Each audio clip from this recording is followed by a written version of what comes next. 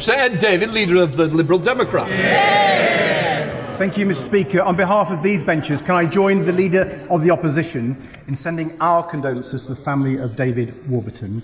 I'm sure the whole House will join me in paying tribute to Annette Brooke, who served in this House for 14 years and sadly passed away last month.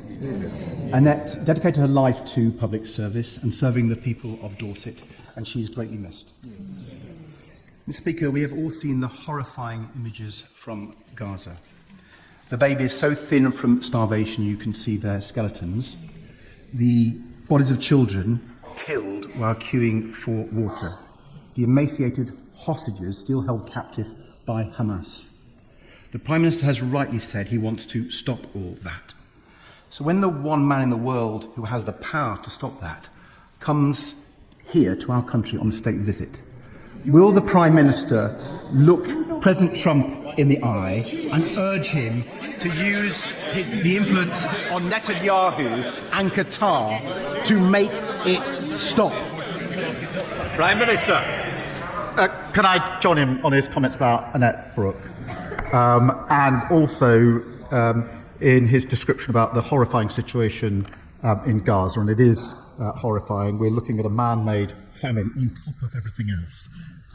And that is why we're expending so much of our time with partners seeking to bring about a ceasefire, to get humanitarian aid in at pace, to get the hostages out, and of course to put forward a peace plan that can actually take us to a two-stage solution. And of course I'll talk to all international leaders about that. I would gently say to him that if he hadn't refused the invite to the state banquet, he could be there 2 weeks on Tuesday and speak to President Trump himself. And I'm surprised it's not an act of leadership to pass up that opportunity. Mr. Speaker, I have to disagree with him on that. We are now debating this issue. But here's an issue where I hope he will agree with me. The European Convention on Human Rights is a British creation that protects all our basic rights and freedoms. Rights of children, disabled people, survivors of domestic abuse, victims of horrific crimes, everyone. It protects care home residents from abuse and families from being spied on by councils. But the leader of the Conservative Party and the leader of Reform want to join Russia and Vladimir Putin by withdrawing from the convention. The Liberal Democrats disagree, Mr. Speaker, and so do the majority of the British people.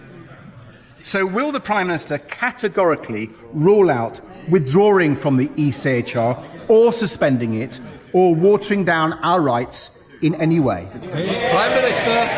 Mr. Speaker, we will not withdraw from the European Convention of Human Rights. We do need to make sure that both the Convention and other instruments are fit for the circumstances we face at the moment, and therefore, of course, we have been, as we made clear, looking at the interpretation of some of those provisions. It would be a profound mistake to pull out of these instruments, because the first thing that would follow is every other country in the world that adheres to these instruments would pull out of all their agreements with this country. That would be catastrophic for dealing with the problem.